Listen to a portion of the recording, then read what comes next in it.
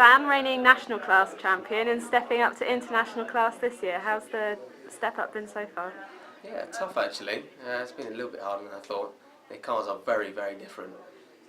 So it has just taken a little bit of time to adjust, but we're getting there. We've got to modify a few things and get used to a few things on the car, and then I reckon we'll be right on the money. Did you have a little taste of it last year? Did you manage to jump in your teammate's car at some stage and have a little play, or was it entirely new to you? Well, no, actually saying that, I managed to get out in Macau, in Hong Kong, obviously, and that was a bit of an experience on a street circuit, first time in an international car. But since then, I haven't had the budget to do much testing. So unlike my teammate, he's done actually more miles in the international car than I have. So it's one of those things.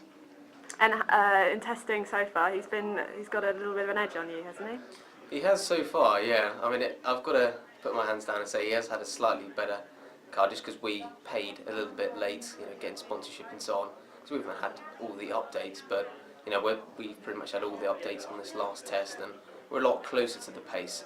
But yeah, I've just got to find a few things, change these few things myself, and hopefully give him a run for his money. Are you going to be working right up until the last minute for the first race? That's the way it goes these days. Yeah, well, absolutely. In fact, I'm racing next weekend, and as soon as I leave here, I'm off to Birmingham, which is best part of 200 miles from where I live, just to go and train with my trainer and for the whole day. So yeah, it's flat out always, as you know, but yeah, wouldn't change it for the world. So have you stepped up the training another level this year then? Yeah, you have to. It's a lot more G-force on your neck, it's a lot heavier steering, and generally the car's just a lot more grippy, so it's a lot harder to sort of drive the car.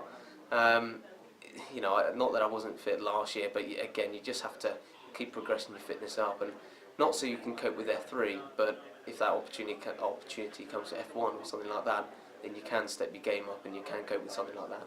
Jay Bridger was the national class champion the year before you, and maybe struggled a bit last year stepping up to the international class. Do you think you've got the wheels to make a better fist of it? I think it all depends on what team you're with. I think Fortec have proven that they are very, very quick, and we have got a very good car. I've got to work hard with the team, with my engineer, and sort of make a few modifications, but I reckon I'll be right up with Ollie.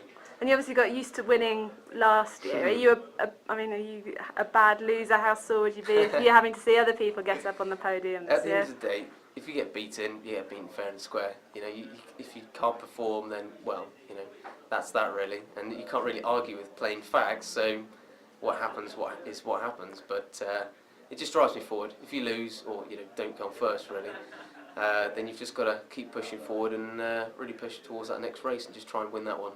So what target have you set yourself for this season? See, I came in with a slightly more optimistic view before testing, but it's just making me more hungry to get up there on the podium. I think a top 3 finish overall this year would be great, but I want to win it. I might not be right on the pace to start off with, but I will be by the end.